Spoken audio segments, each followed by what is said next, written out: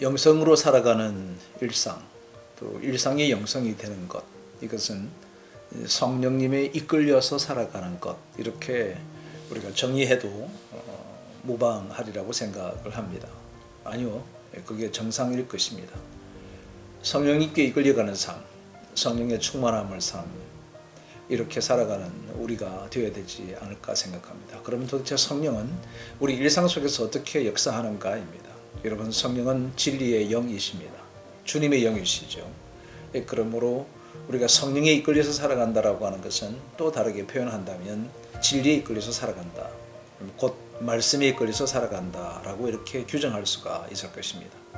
에베소서에서 나오는 성령의 충만함을 받으라와 골로새서 3장에 나오는 말씀의 풍성히 거하라고 하는 것은 일맥상통하다, 아니요, 똑같습니다. 고로 바울 사도께서는 아마도 말씀의 풍성함에 거하는 것을 또 다르게 표현하기를 성령의 충만함을 받는다, 이렇게 규정하고 있는 것 같습니다.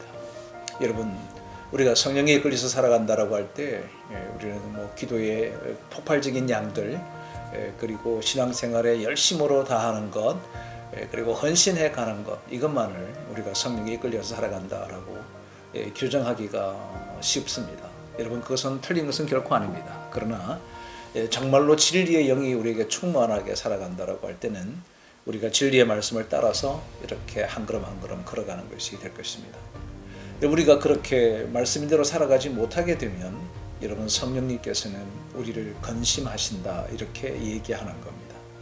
성령께서 근심하게 하지 말라, 이 말씀을 우리가 중거해서 우리가 적용해 본다고 한다면 성령님도 인격체이시기 때문에 성령님, 우리가 잘못 살아가고 있을 때, 우리가 바르게 살지 못하고 있을 때, 아니요, 하나님께서 원하시는 대로 살지 못할 때 우리는 성령께서 근심한다라고 이렇게 규정할 수 있을 것입니다. 그러면 성령님께서 근심한다라고 할 때 우리의 삶 속에 나타나는 증거가 한 4가지가 있습니다. 우선 그 첫 번째는 우리의 삶 속에 마음의 기쁨이 사라진다라고 하는 거죠.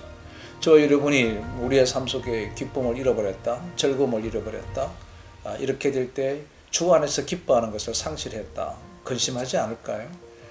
우리의 부모님들이 저와 여러분의 기쁨이 상실되어지면 염려하는 것과 똑같지 않을까, 그렇게 생각합니다. 성령님이 근심한다라고 할 때 우리가 두 번째라고 생각해야 될 것이 있습니다. 그것은 마치 모든 것을 다 가지고 있음에도 불구하고 없는 듯이 살아가게 될 때 예수님을 나의 구세주로 모시고 있습니다. 여러분, 정말 우리는 영혼의 구원을 받았고 영생을 소유했기 때문에 이 세상에 그 어떤 것들이 또 비교할 수가 없는 그 놀라운 축복을, 값어치 있는 것을 갖고 있음에도 불구하고 우리는 마치 아무것도 없는 것처럼 낙담하고 있을 때 성령께서는 근심하지 않을까요? 세 번째, 성령님께서 근심하게 되는 요인은 내가 스스로 무엇을 하든지 내 마음대로 살아가려고 할 때 참 근심하시겠다라고 생각합니다. 부모님들이 우리 자식들이 자기 소견대로 옳은 대로 막 살아가고 있으면 근심스럽겠죠. 그러므로 내 생각대로, 내 감정대로, 내 느낌대로, 내 지식대로 살아가게 되면 성령님께서 근심하게 될 것이다 라고 생각합니다. 네 번째, 성령께서 근심하게 되는 요인을 본다면 굉장히 기계적이고 형식적으로 살아가는 거죠. 여러분, 우리가 하나님께 예배를 드려도 정말 기쁨과 감격과 가슴이 벅차오르는 예배를 드리는 것하고 기계적으로, 그리고 형식적으로, 어무감으로 관습적으로 드리는 예배하고는 다르지 않을까라고 생각합니다. 여러분, 저와 여러분의 삶 속에 우리가 일상 속에서 나타나는 성령님께서 근심하는 것이 무엇일까를 우리가 고민하고 생각한다면 우리가 그 반대로 살아가는 것, 이것이 영성으로 살아가는 일상이 되지 않을까 생각합니다.